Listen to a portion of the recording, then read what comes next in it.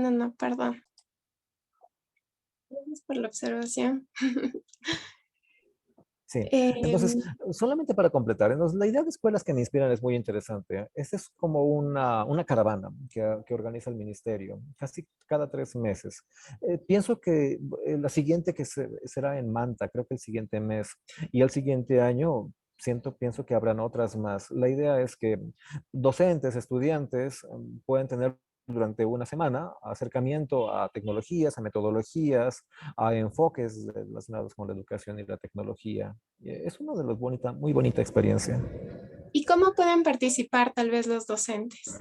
Oh, en escuelas que me inspiran, el contacto lo hace el ministerio con las distritales. Las distritales hacen el contacto con los rectores de las unidades educativas para que puedan inscribirse. Como es una feria itinerante, entonces hay una programación anual. Creo que este año tenía que ser en Guayaquil, pero tuvo que ser cambiada por el estado de emergencia y se lo puso en Manta. No sé muy bien cuál será la agenda del siguiente año, pero hay que estar como atentos para las intervenciones que se van a hacer y inscribirse en el momento en que el ministerio lance por medio de las digitales la convocatoria para la asistencia, pues es registrarse en los cursos que hay. Usualmente son varios, son muchos, son como unas 10 organizaciones que hablan de diferentes temas. Es una muy bonita experiencia como para ponerse al día y revisar nuevas metodologías y tecnologías. Chévere, Iván. Gracias por compartirlo. Realmente muchas veces existen algunos espacios destinados a fortalecer estos procesos de conocimiento, pero no son muy conocidos, ¿no? Y bueno, a nuestros docentes podría interesarles por ahí. Hablemos un poco más también sobre a quiénes van dirigidos, cómo se accede. Tú me mencionabas que se va de ciudad en ciudad. eh, lo que me parece que es una linda red porque se va conectando con diferentes puntos. Te quiero preguntar, me queda un poco la duda, ¿es tal vez dirigido como a educación popular? Está dirigido a educación formal, pero obviamente la intención es que muchos profesores, muchos docentes que no tienen experiencia sobre el manejo en enfoques STEM o en enfoques de STEAM o simplemente con el acceso a tecnología puedan tenerlo. El objetivo de escuelas que me inspiran no es que profesionalizar sino más bien motivar a que docentes puedan conocer nuevas metodologías, intentar aplicarlas y aprender un poco más luego en sus casas. Es como un abrebocas. Entonces, que pueden ser utilizadas en diferentes grados, en diferentes modalidades. Eh, Básicamente trata de eso. Es como una semana de varios cursos sobre actualizaciones y degustaciones de nuevos enfoques, nuevas metodologías, tecnologías. ¿Y qué otro tipo de redes existen dirigidas un poco más ya a la empleabilidad? Dirigidas hacia la empleabilidad. Es muy complicado, pero una cosa en el país, lo que es cierto es que en el mundo hay una gran corriente de gente y también de redes que están creando, que están muy preocupadas acerca de qué tipo de educación estamos dando y cuál es el correlato con la propia empleabilidad que existe.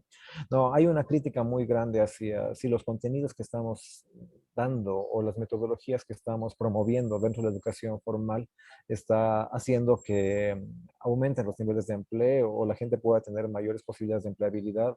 Y esa es una preocupación muy fuerte, porque el modelo de educación que tenemos es un modelo muy clásico, tiene cerca de 200 años como el modelo de educación tradicional, y que con el mundo contemporáneo, como que es muy digitalizado, y no solamente eso, sino que está extremadamente especializado, no siempre hacen estos correlatos entre lo que nosotros conocemos dentro de la escuela, dentro del colegio o incluso dentro de la universidad, junto con los requerimientos del mundo profesional laboral. Eso es muy difícil de hacer.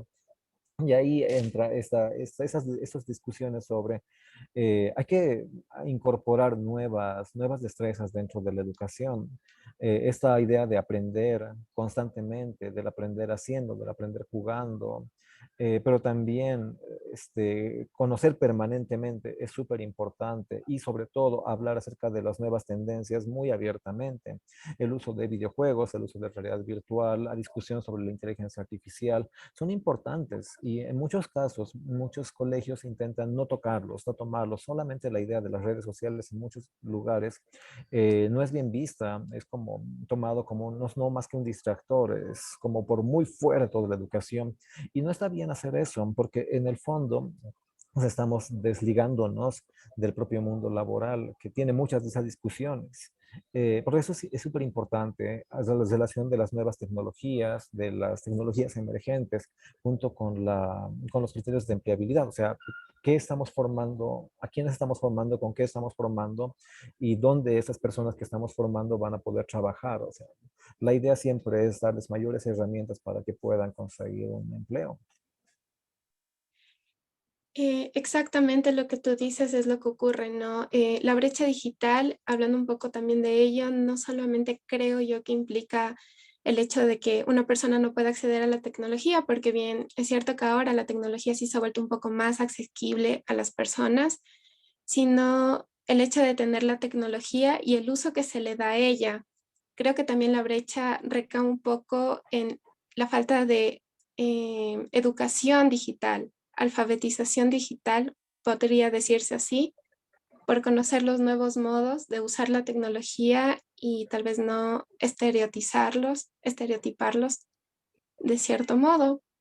Eh, en este sentido, ¿tú crees que en el país existe un buen nivel de educación digital para poder innovar de forma creativa en nuevos sistemas metodológicos? No, definitivamente no, definitivamente no. Esa es la crítica que siempre hacemos. En primer lugar, nunca existió dentro de la currícula una materia de computación, ¿no? Y eso también el ministerio lo pone muy, muy enfáticamente. Existían profesores que eran pagados por las propias escuelas que daban la materia de computación anteriormente. Luego, definitivamente, no existe porque se la pensaba como una cosa muy transversal. Es una historia muy compleja esto de la computación dentro de las escuelas en general y de los propios laboratorios.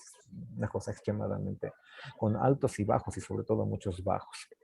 Pero por otro lado, la formación en el aprendizaje de tecnología, en el aprendizaje no son más allá de la computación, que podemos llamar ciencias de la computación, se ha resumido a un nivel tan pequeño que se consideraba el aprendizaje de aplicativos, Word o Excel, como la totalidad de la computación, lo cual no es así. Siempre menciono que cuando se intenta incorporar la computación dentro de las currículas educativas globales, que es más o menos en los años 70, cuando las computadoras personales han sido desarrolladas, la idea de esos pedagogos muy relacionados con la computación era hacer que las propias computadoras nos sirvan como herramientas de la producción de la creatividad, ¿no? Del fortalecimiento de la creatividad y no solamente del uso instrumental de la propia tecnología.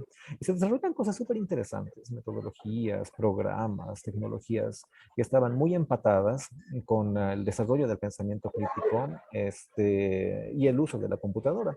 Y ahí surge, ¿no? Como un famoso programa llamado Log, que se desarrolla por los 1970 aproximadamente.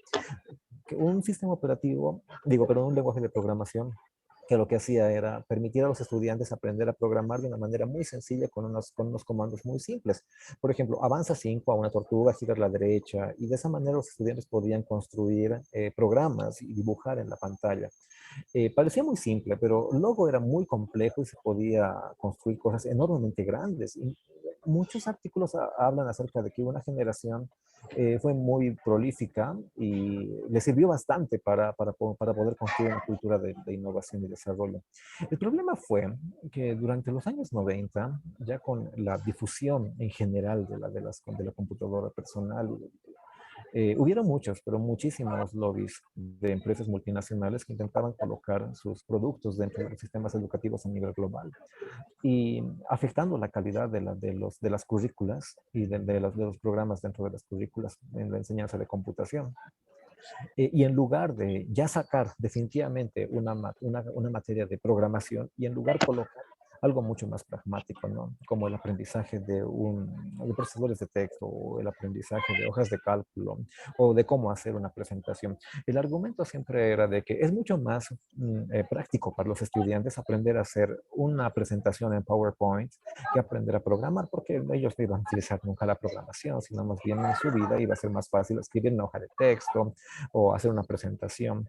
Sin embargo, lo que pasó allí es que empezamos a crear una cadena de consumidores permanentes, niños que aprendieron a utilizar un tipo de sistema operativo, un tipo de programa muy específico, y en su vida adulta empiezan a replicarlos y perdiendo toda la capacidad de utilizar la tecnología de una manera creativa. Y eso es terrible, eso fue terrible. El cambio del enfoque de la programación, de la computación, como programación hacia el enfoque de la computación como uso de aplicativos hizo muchísimo, muchísimo daño para toda nuestra cultura de innovación en general en el mundo. Ni qué decir en Latinoamérica. En Latinoamérica existieron experimentos de colegios, es verdad, tal vez con un poco más de recursos y en lugares más específicos, pero ya cuando se popularizó esta idea de que los estudiantes tengan que aprender a utilizar creativamente la computación, se diluyó completamente, se volvió en algo extremadamente utilitario y las consecuencias lo vemos ahora mismo, ¿no? Tenemos una cultura muy poco basada en la innovación, muy poco basada en el desarrollo creativo con la tecnología.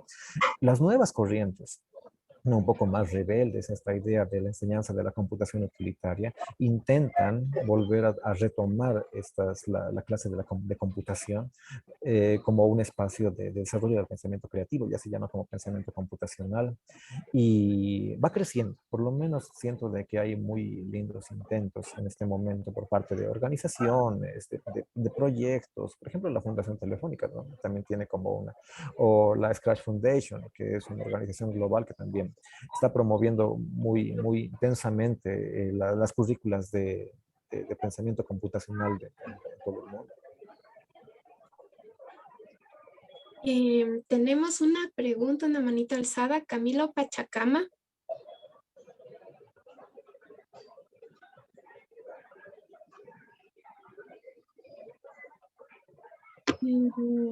Camilo, me parece que tal vez él alzó la Disculpa, mano. no tengo... Ah, ya.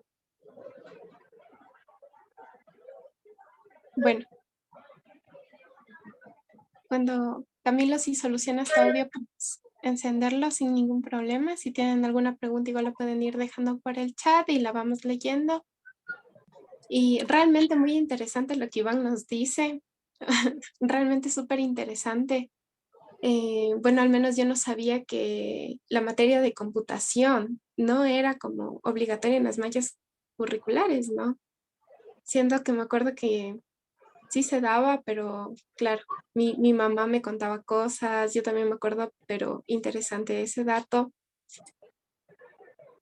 Y te pregunto, en este contexto, en esto que nos has contado, dices que si bien ya hay como nuevos también organismos de la sociedad civil que fomentan la implementación de proyectos del uso de esas tecnologías. em, ¿Tú cuáles crees que podrían ser otro tipo de tecnologías emergentes que se puedan crear desde la ciudadanía? A ver, quizás es importante definir qué son las tecnologías emergentes. La gente está en pleno partido. Ya está. Quizás sea importante definir un poco acerca de qué significan las tecnologías emergentes. Consideramos tecnologías emergentes como aquellas que están siendo lideradas por el blockchain, la robótica, la inteligencia artificial, etcétera, ¿no? Como estas tecnologías que han surgido en los últimos 5 años y que nos van a definir todavía el futuro del planeta. Es importante hablar de ellas, definitivamente es importante, ¿no? Mucha gente asume como las redes sociales o la telefonía como la tecnología más contemporánea. Sin embargo, en esos últimos 5 años, sobre todo, la tecnología ha evolucionado extremadamente, muchísimo, o sea, se ha desarrollado. Y cada vez los impactos de esas tecnologías van siendo cada vez más sentidos dentro de nuestros contextos.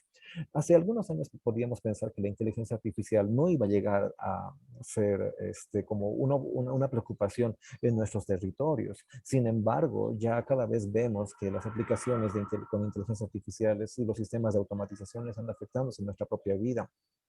Y eso al mismo tiempo significa que va a afectar a las clases de trabajo que en el futuro.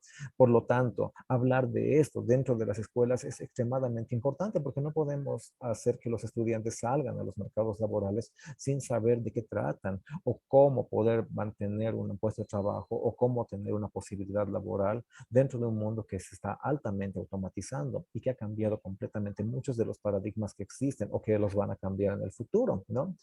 Hablar, por ejemplo, sobre blockchain es importantísimo. Muy poca gente asume a blockchain como una tecnología, sino más bien como uno de los efectos que son las criptomonedas, ¿no?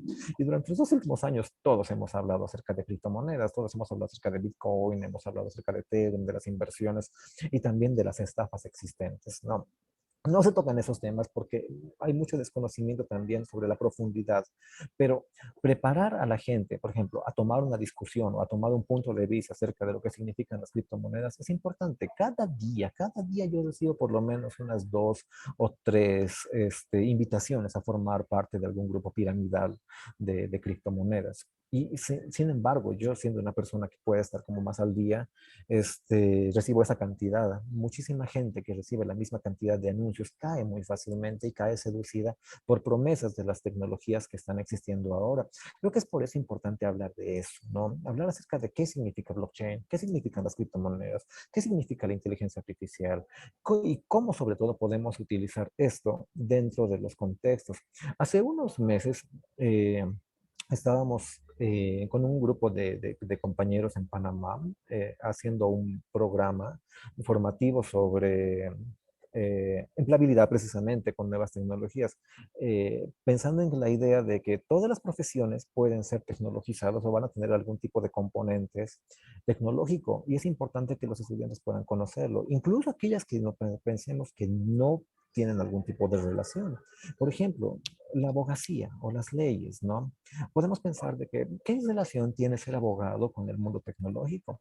Sin embargo, tiene muchísima relación. En los últimos años ha habido un boom de demanda de profesionales, de abogados que estaban relacionados con temas de derechos intelectuales, relacionados con patentes, porque cada vez el mundo se está volviendo más digital y más contemporáneo. Y la tasa de empleos que se están generando en el mundo digital va en crecimiento de tal manera que todas las profesiones eventualmente van a estar ligados con la tecnología y sobre todo con las tecnologías que los estamos viendo siendo desarrolladas en estos últimos 5 años, las tecnologías emergentes. Por tanto, sí es muy importante hablar de ellas en las escuelas. ¿Y cómo podemos emplearlas incluso ya? Porque muchas de ellas ya están entre nosotros hoy, ¿no? Primero es importante la discusión, primero es hablarlas, primero es romper la barrera. Como decía, antes los profesores, los docentes no se animaban a hablar sobre las redes sociales. No, pensaban al teléfono como un aparato endemoniado que quitaba la creatividad de los estudiantes. Lo mismo se pensaba antes de la televisión. O sea, tenemos el mismo discurso siempre que se incorpora una nueva tecnología. Incluso había esa discusión con el gramófono antes, ¿no? Ese es un aparato del demonio que quita la creatividad y la imaginación de los niños. Constantemente siempre tenemos, haciendo una revisión acerca de las tecnologías utilizadas dentro de la educación, ese debate siempre es permanente. Siempre que se incorpora alguien, no existe una reacción. Es importante primero romper eso, ¿no? Romper y saber que esas tecnologías existen, están presentes, se lo utilizan y que son parte de nuestra vida. Conversábamos con unos profesores, unos docentes hace unos meses también, y no sé, ellos nos decían, en el colegio está prohibido el uso de teléfonos, pero sabemos que todos lo traen, ¿no? Evidentemente, hay una cosa que está dicha y hay otra cosa que pasa realmente. Lo dicho es que no deberían traer teléfonos celulares. Lo evidente es que todo el mundo trae los teléfonos celulares. Entonces, si todo el mundo trae los teléfonos celulares, lo mejor será entonces hablar sobre los teléfonos celulares y hablar acerca de qué significa el uso de los teléfonos y de las aplicaciones y cómo poder. Primero creo que esa es la primera barrera, hablar, conversarlo, discutir con ellos. En muchos casos los docentes no quieren porque no saben. ¿no? Y esa es otra de las grandes barreras que hay. Reconocer que no sé y que otras personas pueden darme un poco más de información para poder tomar una posición y tomar una posición en conjunto de lo que significan estas tecnologías. A partir de eso, el siguiente paso es el diseño en tomar acción sobre las tecnologías, no necesariamente teniendo pensado en que vamos a programar, que nos vamos a convertir en grandes programadores, sino tomar acción. La acción significa, sé que existen, sé que está pasando, sé que puedo intervenir, sé que puedo diseñar alguna tecnología que pueda mejorar.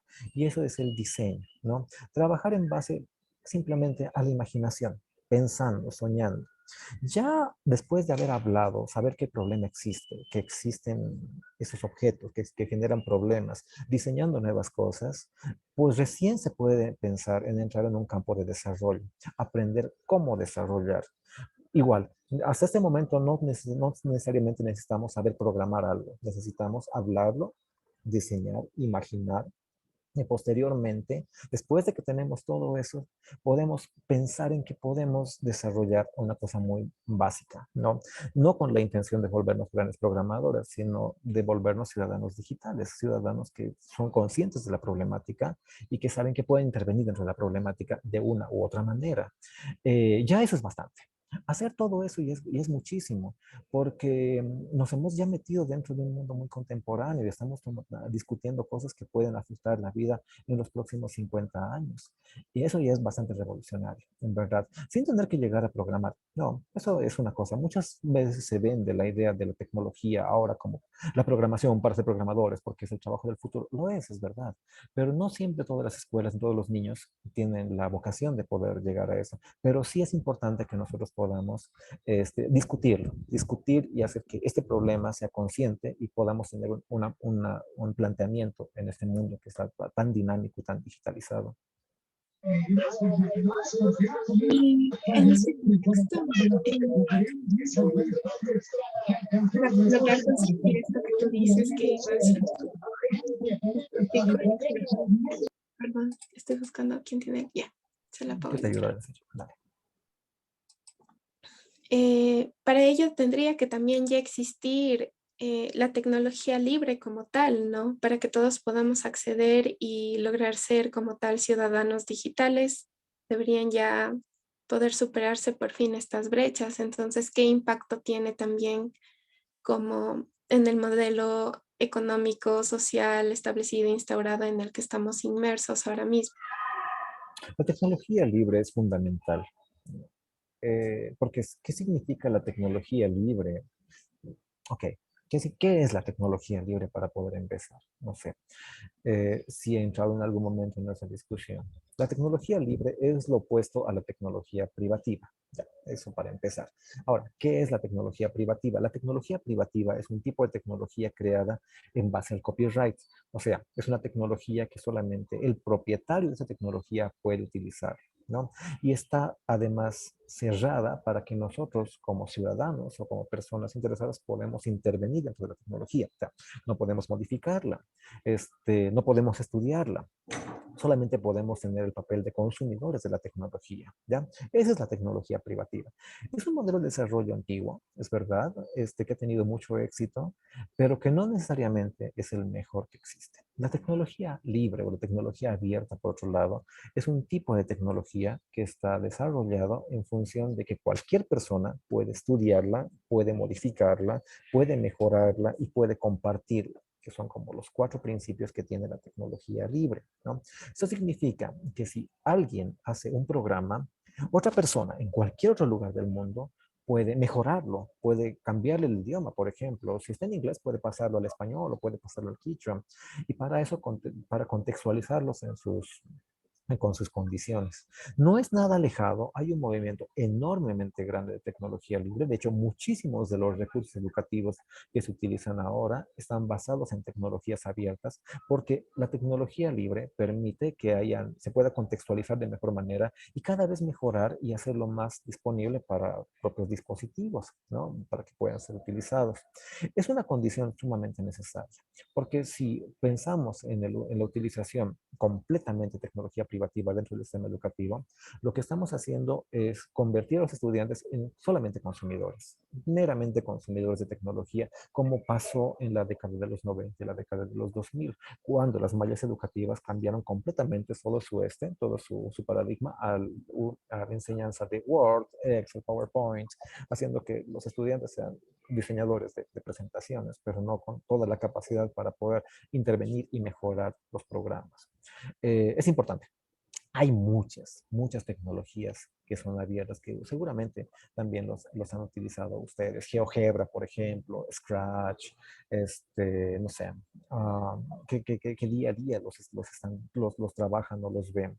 Pero es una condición, es sumamente necesario, porque además desde la propia tecnología libre defiende ese concepto de soberanía tecnológica, que es la capacidad que nosotros tenemos como sociedad de poder formar personas capaces para intervenir, mejorar y mantener económicamente un ambiente de mayor, de cultura de producción, de cultura de innovación, porque estamos construyendo capacidades dentro de un territorio, ¿no? Estamos formando personas que tengan una masa crítica suficiente para poder transformar y producir tecnología. Lo contrario de la utilización de tecnología privativa es convertirnos completamente en dependientes de otras personas que pueden estar en otros lugares que estén desarrollando y no fortalecer nuestras propias capacidades. Interesante. Gracias, Iván. Muy cierto. Muy necesario escucharlo también.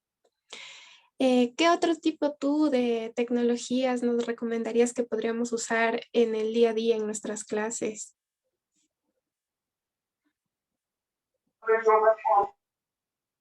Otro tipo de tecnologías que se pueden utilizar en nuestras clases.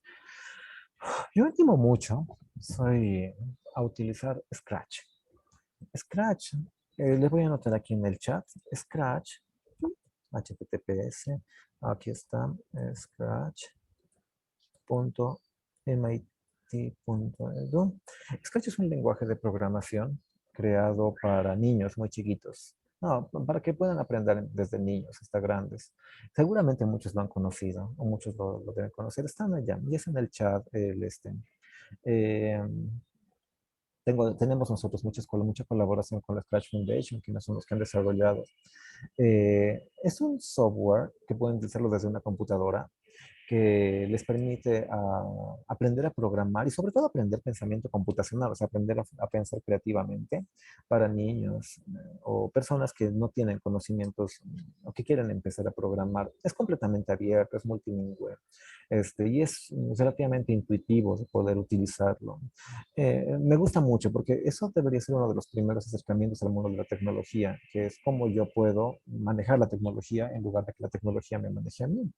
Scratch, como es un lenguaje de programación, niños desde los 6 años más o menos empiezan a interactuar y a crear cositas muy sencillas, ¿no? Primero animaciones, videojuegos, luego pueden meterse en temas de inteligencia artificial, robótica mediante Scratch, de poco en poco. Pero al final la idea es que sean creativos, más que piensen como ingenieros completamente, sino que sean personas que están utilizando la tecnología de una manera creativa. Ese es uno. Otra de las que también recomiendo mucho es GeoGebra. Yo les voy a dejar, aquí voy a buscar el enlace de GeoGebra. Eso también seguramente lo han utilizado, GeoGebra.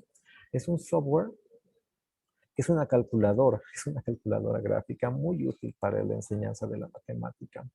Ah, está bastante interesante.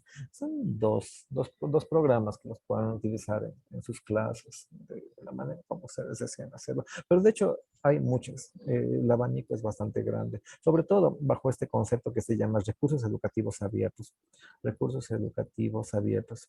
Si buscan en internet como recursos educativos abiertos, les va a salir muchas recomendaciones de ejercicios a utilizar, incluyendo algunas tecnologías, otros no. Pero este paradigma de los recursos abiertos es súper chévere.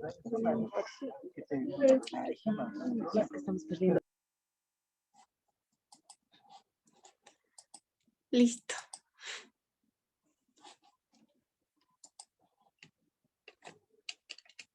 Listo. Muchísimas gracias, Iván, por tus recomendaciones. Muy interesantes, la verdad, saber que existen, ¿no? Estas plataformas metodológicas accesibles que no siempre sabemos cómo encontrarlas. Dime tú, ¿cuál crees en este sentido? ¿Cuál será el futuro del software libre para la educación? Crecimiento. De hecho, este paradigma del software privativo está cada vez siendo menos utilizado dentro del mundo del desarrollo tecnológico. Porque el avance que hay de la tecnología no puede equipararse a equipos de desarrollo tan cerrados. Es importante el trabajo colaborativo a niveles globales y eso significa que la idea de la colaboración para el desarrollo es súper importante. El software libre, como les dije, es un movimiento que empezó en los 70s, también juntamente con el desarrollo de las primeras computadoras. Eh, con un pequeño bajo, ¿no? Durante la década de los 90, 2000, sin embargo, es cerca del 97% de los servidores en el mundo utilizan software libre y casi cerca de un 70%, 60% de los celulares en el mundo también utilizan. Cuando utilizan Android, están utilizando software libre y eso es interesante. Va a crecer, el movimiento además va a crecer porque al mismo tiempo lo que está defendiendo es compartir la idea de que el conocimiento debe ser compartido. El conocimiento no puede ser solamente cuestión de unas cuantas personas. Lo que va directamente relacionado a la educación como tal, ¿no? Ahora aprendemos todo el tiempo por medio de la tecnología, entonces sí, sin duda crecerá. ¿Qué oportunidades creativas nos permite ahora tangiblemente el software libre? Perdón. ¿Qué oportunidades creativas nos permite el software libre ahora en nuestro contexto No, el software actual? libre está pensado para ser utilizado creativamente. Voy a seguir hablando de Scratch. No, Scratch es este lenguaje que está pensado en Tal producir, vez ¿sí? lenguaje para adultos. Ah, siempre me gusta hablar. Hay muchos. P5, por ejemplo, estos son, a ver, les voy a mostrar, P5JS. Eh, de hecho, Scratch, voy a compartir mi pantalla y ahí vamos a ver algunas cositas. Mientras tanto, para que no sea tan aburrido. Bueno, como ustedes habrán escuchado, me dedico mucho a este trabajo acerca de la programación y de la educación, ¿no? Cómo incorporar dentro de las currículas materias de programación o cómo hacer que la gente pueda aprender a programar de maneras. Siempre recomiendo la utilización primero de Scratch, ¿no? Scratch es fundamental para empezar. Es un lenguaje de programación muy fácil, muy simple de utilizar cuya idea es que los estudiantes puedan aprender a programar por medio de un sistema de bloques. Eso es Scratch, si no lo conocen, ¿no? Utilizan Scratch, este gatito que está acá, y lo que hacen con el gatito es animarlo. En primer lugar, lo animan eh, lo animan. Entonces, ¿cómo lo animan? Por medio de estos bloques. Y le van a decir al gatito, por ejemplo, mover 10 pasos. Pero para eso, antes, lo que van a decirle es, al presionar una banderita, ¿no? Al presionar la bandera verde, este gatito se va a mover 10 pasos. Y lo que hace el estudiante luego es, le da 10 pasos, ¿no? Tac, tac, tac, tac. Luego le pueden decir a este gatito, además de mover 10 pasos, va a girar. Entonces el gatito se mueve y gira, ¿ya? Tac, y hace esto, ¿no? Se puede hacer mucho más complejo. En lugar de que tenga que estar dando varias veces, lo que puede hacer es darle un control. Le puede decir por siempre, o sea, siempre lo que va a hacer el gatito va a ser girar. Ahora sí, da una vuelta. Ya. Puede hacerse esto muy, pero muy complejo. Ahora les voy a mostrar un ejemplo. Luego les voy a mostrar otra cosa por allá. Eh, les voy a mostrar ya estoy acá. Voy a ir a mis cosas. Ese es un ejemplo que siempre menciono. Vamos a ver ese de aquí. Ya que estamos en tiempos de fútbol, este es un videojuego creado de un arquero y un futbolista, ¿no? En este caso. Este es un videojuego, y aquí está. Lo devuelvo entonces. Eventualmente el arquero lo que hace es atraparlo. Oh, muy bien, lo atrapó. Y y casi lo atrapa, ¿no? Ese es un videojuego creado de la misma manera que les mostré. Y entonces se van programando cada uno de los elementos por separado, al final terminar un juego. Niños desde los 6 años pueden aprender a utilizar, pero también artistas, ¿no? Está pensado para que, y también docentes, para que den primeros pasos dentro del mundo de la programación. Luego, otro de los programas que recomiendo si es que quieren ya desarrollarlo de manera más creativa es P5. P5 o P5.js es otro lenguaje de programación un poco más abstracto. Está enfocado en artistas. Ese es un lenguaje de programación para que artistas o estudiantes que tengan mucha vocación artística puedan trabajar con él. Lo que hace es acercar el arte y la tecnología de una manera muy fácil para estudiantes o para artistas. Es muy chévere lo que se puede hacer con P5. Lo importante es que conocer los fundamentos de la programación. Eso ya lo tienen con Scratch. Posteriormente, con un lenguaje así, ya puede ser mucho más sencillo y se pueden hacer cosas muy bonitas como las que vamos a ver a continuación. Por ejemplo, podemos hacer, a ver, vamos a ver alguna cosa. Vamos a ver uno de estos. Ya está. Entonces le damos run y vemos qué pasa. Okay. Ya. ¿No? Como dibujar esto. Pero ustedes están creando un programa de dibujo. ¿Qué más se puede hacer? Podemos, aquí tenemos muchos ejemplos de lo que se puede hacer con P5. ¿Ya? ¿Ok? Eso está completamente programado. Pues les sorprendería, ¿no? Como estudiantes de 13 años, 14 años pueden hacer cosas muy interesantes a partir de esto y con pocas líneas de programación, que en ese momento puede parecer como chino, pero es fácil de aprender, ¿eh? O sea, es entendible, es comprensible con un poquito de fundamentos. Lo importante es entender los fundamentos como los habíamos visto en Scratch, saber cómo pasan lógicamente las cosas. Si un estudiante tiene ya más conocimiento sobre esto y hacer como esto, le va a resultar luego mucho más fácil hacer cosas más complejas como con esto, como con GDB que también es software libre. Todos los que les mostré son software libre. Y ojo, que también se puede trabajar sobre inteligencia artificial en ambos de los que les mostré. Es posible y es fácil. Se puede también desarrollar videojuegos, ¿no? Ese es otro software que se llama GDB. Ya, GDLog sirve para hacer videojuegos mucho más complejos. Lo pueden utilizar muy fácilmente estudiantes de 15 años o de 16 años y construir juegos muy, ya casi pues, realmente profesionales. Y con esto hay como bonitas competencias o concursos para mostrar videojuegos hechos por estudiantes. Y es gratis, ¿no? No tienen que pagar nada por utilizar estos programas. Y todo lo que para aprenderlo lo pueden hacer mediante YouTube. No es necesario que haya alguien que esté constantemente dándoles. Tienen el programa, un video en YouTube o varios videos en YouTube y van aprendiendo con error, prueba, error, prueba, error, prueba, error. Obviamente que siempre es mejor tener una comunidad, tener gente o tener un pequeño taller para empezar. Pero si no lo tienen, ahora mismo hay mucha información en YouTube para poder aprender ese tipo de software que puede motivar a sus estudiantes bastante en carreras que son como muy, muy rentables y que tienen un grado de empleabilidad. Mucha gente siempre me dice, no, pero no hacemos videojuegos acá en el país. Lo real es que sí existen y hacemos muchos videojuegos. No, hacemos videojuegos, hacemos muchos. Hace unos años se creó la ADVEC, que es la Asociación de Desarrolladores de Videojuegos del Ecuador, una organización de personas ecuatorianos que están haciendo, ecuatorianos y ecuatorianas que están haciendo videojuegos, no solamente a nivel de desarrollo, sino también a nivel de diseño, comercialización, la producción en general.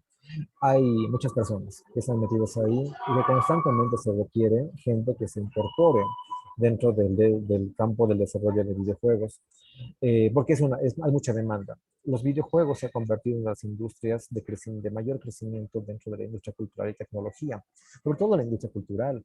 Los videojuegos han superado al cine hace algunos años atrás como producción cultural. O sea, ya hay mucha demanda para gente que está trabajando sobre videojuegos y no está mal plantear dentro de las clases o dentro de los espacios formativos el uso de los videojuegos como una herramienta educativa, sobre todo porque no es tan difícil hacerlo ahora mismo. Hace 20 años tal vez podías pensar, es muy difícil. Ahora mismo no, ahora mismo teniendo un poco de fundamentos de programación, es posible que se puedan hacer proyectos de videojuegos en las escuelas. Muy bueno, de verdad muy bueno. Se ve, como tú dices, un poco complicado, pero Es, dinámico, dinámico. es Ujú. posible hacerlo. Sí, sí, se ve muy posible y se ve muy interesante, la verdad. Y bueno, vamos llegando un poco al final. Te queremos preguntar ya para cerrar, como tú, ¿qué acciones crees que desde nosotros podemos hacer para construir estos espacios, estas redes de tecnología libre?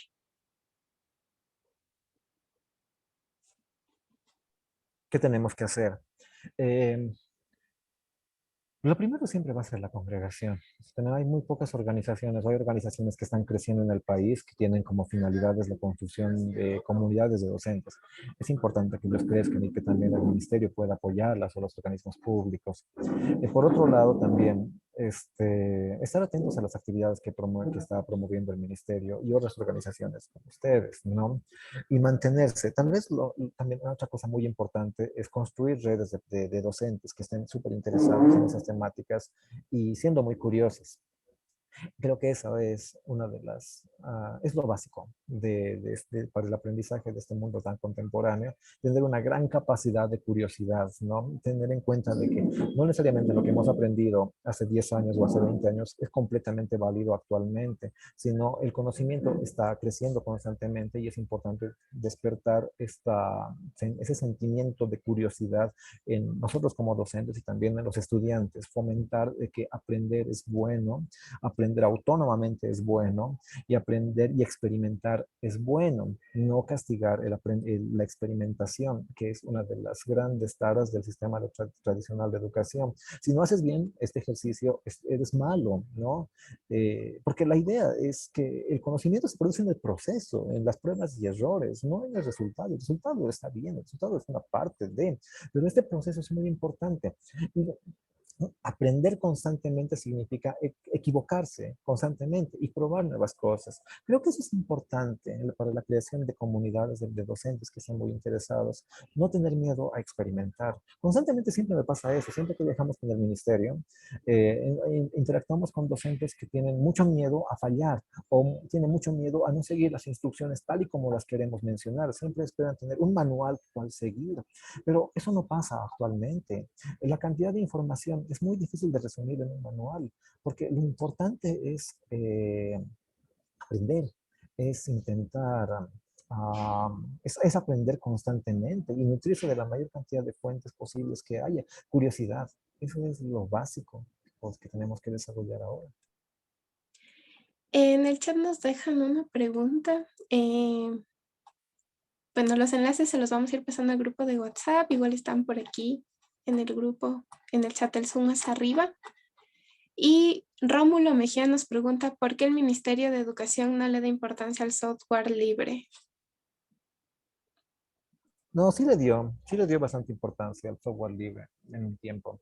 Durante el tiempo de Correa, sí hubo como mucha énfasis en la soberanía tecnológica y lo que hicieron fue colocar los laboratorios de computación eh, con Ubuntu, con software libre. El problema es que no estaba bien pensado y no había algún mediador que pueda mediar entre los docentes, entre los estudiantes y la propia comunidad. Entonces los laboratorios fueron abandonados y empolvados. Esa es una de las realidades que encontramos en estos viajes con el ministerio. Encontramos laboratorios de computación bien equipados, pero sin nadie que los utilice y los docentes tenían miedo de utilizarlos porque no sabían cómo manejarlo. Eso fue malo, fue muy malo. Esa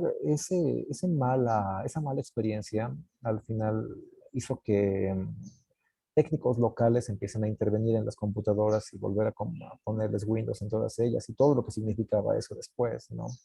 Al final, tampoco hubo una visión después como más clara de por dónde ir con el software libre por parte del ministerio. O sea, el ministerio acepta, bueno, lo digo externamente, ¿no? No trabajo en el ministerio acepta muchos de los recursos que existen, recursos educativos abiertos, y sí lo toman, ¿no? Trabajan, les gusta trabajar con GeoGebra, les gusta trabajar con Arduino, pero sí es importante tener una visión más panorámica del uso de la tecnología, no solamente no instrumental. Creo que así ha sido el problema de la última implementación. Se pensaba el software libre más discursivamente, pero sin tener un enfoque ni una estrategia clara. Y para la siguiente vez que se intente tener una política de educación y tecnología más centrada, más centrada, sí es importante eso. Este es cómo implementarla sin que sea un problema para la comunidad de docentes, y que haya mediadores de tecnología. Eso es vital, ¿no? Gente que pueda mediar entre la tecnología y la comunidad. Chévere. Ana Lucía nos pone también en el chat, pasa que no hay máquinas técnicas en algunos establecimientos educativos. Sí, ese es un problema. Y ese es otro de los paradigmas que también eran muy típicos las décadas pasadas, que significa tecnología es igual a aprendizaje de la computación. Actualmente hay otro paradigma que se llama primero el de pensamiento computacional, ¿no? Que está enfocado no en el aprendizaje de la tecnología como instrumento, sino más bien como proceso. Eso significa que es importante previamente aprender a diseñar algoritmos antes de poder programarlos en una máquina, o sea, cómo funciona, cómo se piensa estructuradamente. Y para hacer eso no es necesario el uso inicialmente de tecnología. ¿Ya? Y muchos trabajos sobre eso, como computación sin computadora. Yo les voy a pasar aquí otro link, que es de un lindo proyecto que se llama Computer Science Unplugged. Está en español también. Les voy a pasar, que son una serie de ejercicios para aprender a programar sin la necesidad de tener una computadora. Y esos son como enfoques bastante contemporáneos, donde la idea de tener la tecnología per se en sí misma no debería ser un impedimento para aprender a manejar nuestro cerebro de una manera estructurada y que eventualmente eso nos permita producir tecnología. Sí es una limitación, sí hay que eh, uh, buscar la manera de dotar de equipos en general, pero mientras eso no pase, no debería necesariamente ser como un impedimento. Hay formas ahora mismo, hay metodologías que pueden crearnos una cultura de innovación crítica al mismo tiempo, con recursos más limitados. Y eso creo que es uno de los grandes aciertos de esos nuevos enfoques que están apareciendo en las ciencias de la computación. Tenemos otro comentario, dice Jessica Espinosa, dice, buen día, es muy interesante, Ed Puzzle también es muy parecido y didáctico.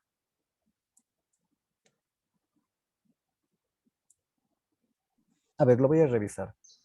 Pues, ya. ¿De qué trata? Vamos a verlo de qué trata. Ok, ¿qué dice? Episode. ¿Qué es episode? Engines Excited Educate. Ok, ok. Open Class. Ok, no lo conozco, no lo conozco, pero si lo recomiendas, está bien, hay que probarlo, pero no lo conocía. Pues, gracias por la recomendación. Sí, muchas gracias, Jessica. Igual muchas gracias, Iván, por las recomendaciones, Ajá. todas muy interesantes. Y nada, creo que ha sido una plática muy, muy enriquecedora, motivadora también, fomenta mucho a buscar estas nuevas plataformas, herramientas de aprendizaje que se pueden también aplicar en el día a día, que los pueden usar ustedes como docentes en el trabajo con sus estudiantes. Y vamos llegando al fin. Si nadie más quiere decir algo del público, no hay más preguntas. Agradecemos a todos también su asistencia durante estos encuentros virtuales y también la asistencia que tuvimos los días lunes y martes en los encuentros presenciales. Jessica está alzando la mano. Hola, ¿cómo están? Pues sí, soy Jessica de la Institución República de Rumania y pues les he estado escuchando.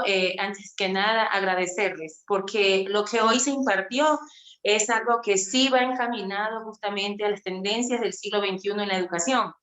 Y pues me parece súper, súper muy interesante justamente lo que hoy nos compartió el compañero. O sea, fue algo en cambio nuevo para mí, ¿sí? Porque siempre lo que uno trata es de conocer, de indagar. Lo que dijo del PS5*JS, no le conocía. Pues yo voy a indagar un poquito más para autoeducarme y profundizar.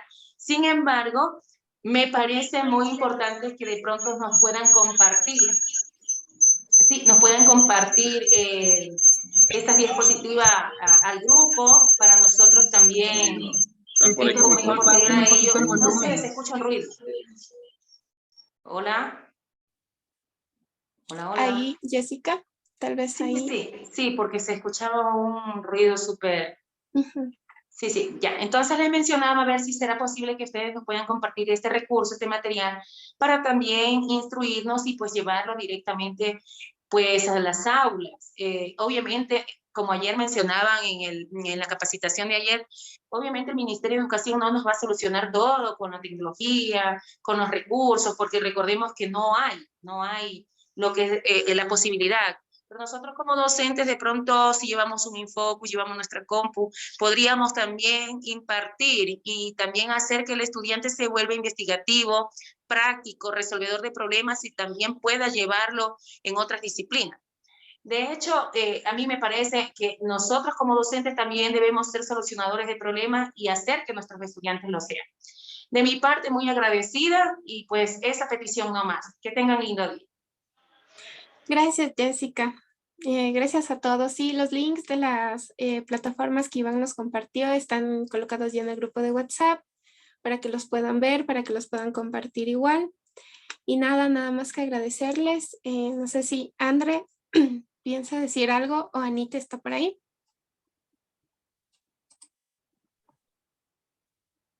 Sí, muchas gracias, Bene. En realidad quiero agradecerles muchísimo por acompañarnos durante el desarrollo de toda esta semana. Para nosotros es un honor, como siempre les hemos dicho, contar con su presencia. Agradezco mucho a Iván Terceros por compartir con nosotros sus conocimientos. Esperamos que todo lo que hemos podido revisar en estos días siga nutriendo su labor, siga fortaleciendo sus competencias y habilidades, y que para eso estamos desde el programa, desde el Proyecto Ecuador en DBB International, para seguir buscando estas nuevas formas de fortalecer sus conocimientos. Si es que no tenemos nada más, yo realmente quiero despedirme agradeciéndoles por todo. Muchas gracias, Bene, por estar con nosotros y acompañándonos en todo este proceso. Y hasta el próximo año. Muchas gracias por todo.